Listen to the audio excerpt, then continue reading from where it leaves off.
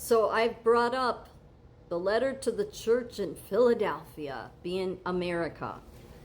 And I realized those first Protestants that came here knew it. Because they referred, those different sects. I said they knew they were being led by God.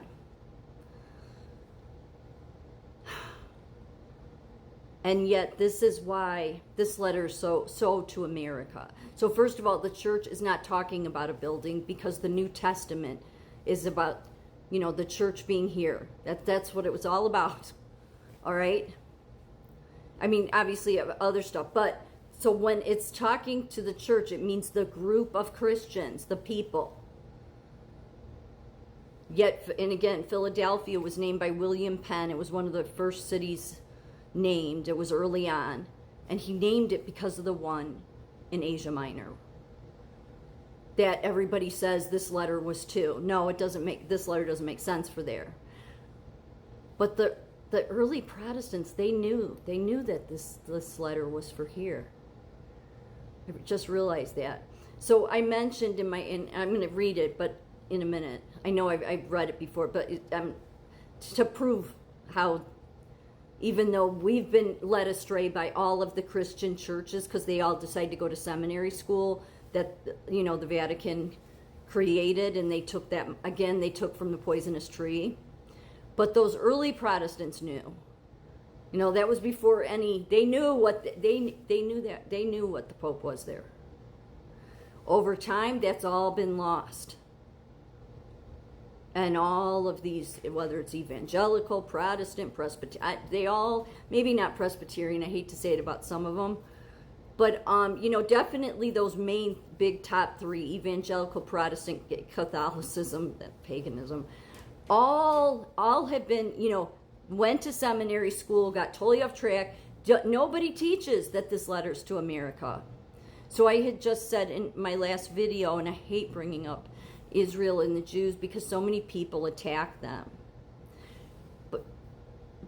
But the reason I brought that up is because I think many people you're made to believe, and they are the chosen people, but that they're persecuted because they're the chosen people, when really it's because they were disobedient. Because God says it over and over again in the Old Testament, that this will happen because of disobedience. So when there's the 400-year silence, and I said, God was disappointed by the end of the Old Testament, and again, God wanted to, he was in his creation at the very beginning. Why would he create it just to sit on a throne? He wanted to be interactive. He made us in his image, so he looks like us. So anyway, you can lose your chosen people status. You can.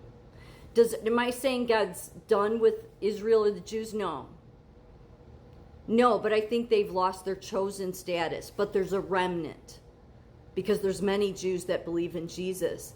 My question to them, though, is that I don't understand why they don't look at their history, like the Holocaust, the forced conversions, all of that, which is all horrible that stuff went on at all.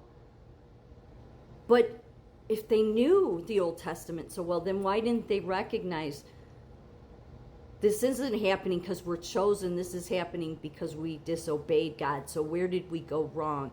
And maybe where we go wrong was with Jesus. Just saying. So the Protestants that came here believed this was the New Jerusalem. So let's read this again. To the angel of the church in Philadelphia write, the words of the Holy One, the true one, who has the key of David, who opens and no one will shut, who shuts and no one will open. I know your works. Behold, I have set before you an open door which no one is able to shut. I know that you have but little power. So true. And yet you have kept my word and have not denied my name. Why is that so true? Look at all the idols everywhere. JFK, all these Mary idols, all this. We've been, like, the spiritual warfare that's been being put on America's, its entire history, is massive. That's what that means. Like, and yet we've still stayed the most Christian nation.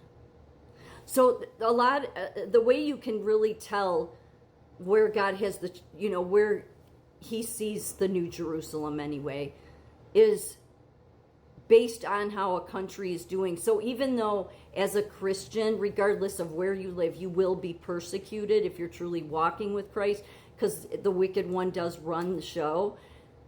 God, makes a country prosper because it means the majority of the people in that country are following his will. That's what America's done. That's why idols everywhere. All these different spiritual attacks, all these different false Christian religions that all took from the same poisonous Christian tree there in the Vatican. But it's America. So I know that you have but little power, and yet you have kept my word and have not denied my name. Behold, I will make those of the synagogue of Satan who say that they are Jews and are not but lie. Behold, I will make them come and bow down before your feet, and they will learn that I have loved you.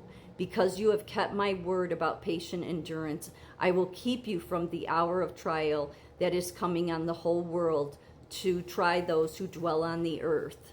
Yeah, that's why America doesn't have to worry about a mark of the beast or any of it. I am coming soon. Hold fast what you have, so that no one may seize your crown. The one who conquers, I will make him a pillar in the temple of my God. Never shall he go out of it, and I will write on him the name of my God and the name of the city of my God, the New Jerusalem, which comes down from my God out of heaven, and my own new name. He who has an ear, let him hear what the Spirit, the voice, says to the churches. And who's the churches? You and I. I mean, nobody will see this, so just me. I'm just kidding. So New Jerusalem.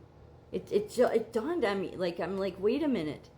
That is what the first Protestants that came here, those early ones that were fleeing England, that's what they saw America as, the New Jerusalem. So they knew that this letter, even though every church of Christianity doesn't teach this, they knew.